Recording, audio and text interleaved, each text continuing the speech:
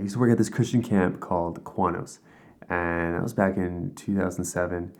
I was working as a counselor, but before camp, we worked as gardeners, and basically what we did was we go into the woods and rake all the leaves out of it and dig up dirt and fix potholes and basically just to get the camp ready for the kids to come. And so this was like about 2 weeks before all the kids were going to show up, and it's middle of summer, it's super hot, and I had just bought a brand new hammock. I tying this hammock in, and the idea was that I would actually have a devotional moment. I was going to pull up my Bible and just read and just sit in the hammock because it was overlooking the ocean, right? And so it was like beautiful. And so I ended up this tree, and I'm tying this hammock in, and I woke up in the hospital. I found out later I had actually fallen about 30, 35 feet straight down. I apparently crawled through the forest to an opening in the woods where we had our field, and luckily someone was there. And I don't remember any of this, but I think I said help. That's what they tell me, and I just kind of collapsed, and there was about 30 to 35, 45, somewhere like between 30 and 50 people at the camp that time. So big camp, not a lot of people around, and I'm broken in the woods. And so the fact that someone found me was amazing.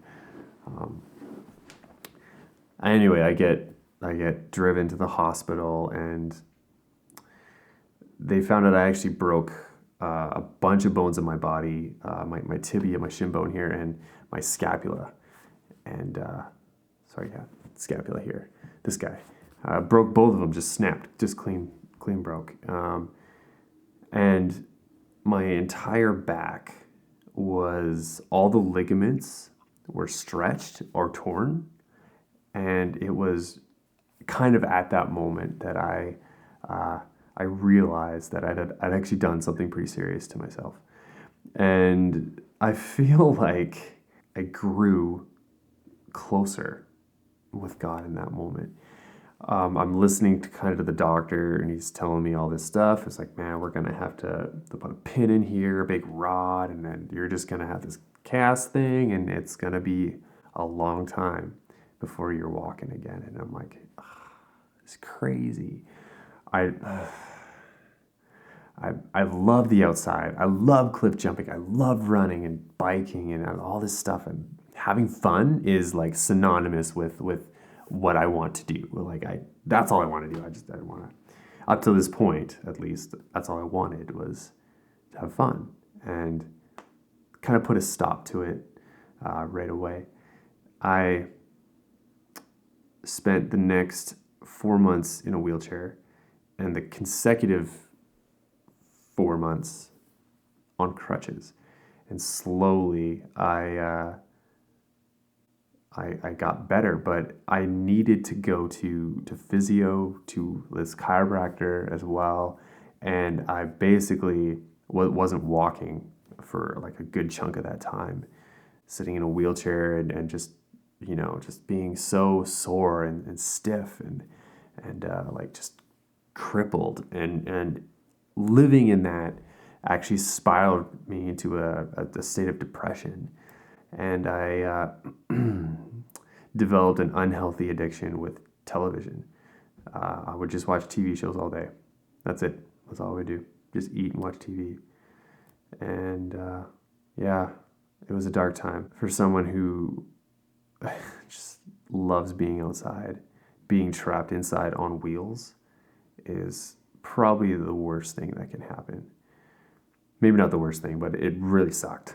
It was not fun.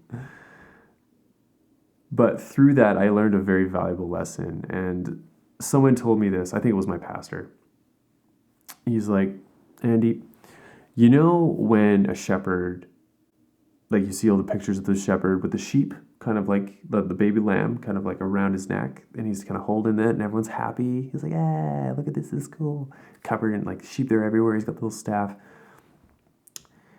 he's like, the reason the sheep is on the shepherd's shoulders is because the shepherd has actually broken the legs of the sheep, this tiny lamb. I'm like, why would he do that?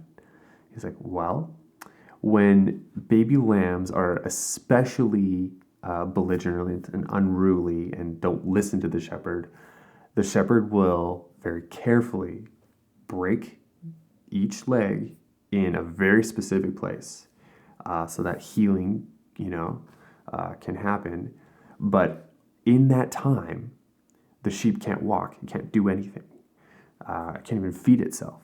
And so the shepherd then takes on the role of being a parent, basically. And so carries the sheep from watering hole to watering hole, feeds the sheep, waters the sheep, changes the bandages, makes sure healing is happening.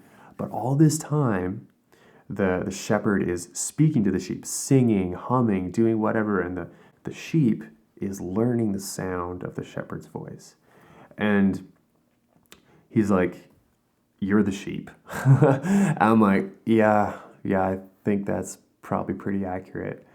And he's like, yeah, I really think there's a really good reason why you're broken now, and you need to start listening.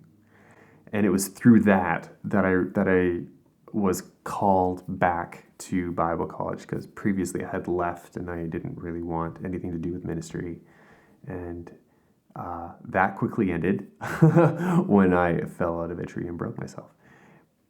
He called me back, and through a series of events, I went back to Bible college. I finished my degree, and I became a pastor, a youth pastor in southern Vancouver. And I owe it all to a hammock 35 feet in the air and a really stupid decision. But it's the stupid decisions that bring us to our knees, and his power is made perfect in our weakness, and the power to change a person's destiny in the course of their life. I don't know anything bigger than that, because people are stupid and stubborn and they will do what they want. But when the Spirit is involved and when the Spirit intervenes, the miraculous happens. Even if it looks like things are dark and awful and you're in a wheelchair and you're broken and things don't look perfect, they don't look like they're supposed to look, usually that means you're in a good spot.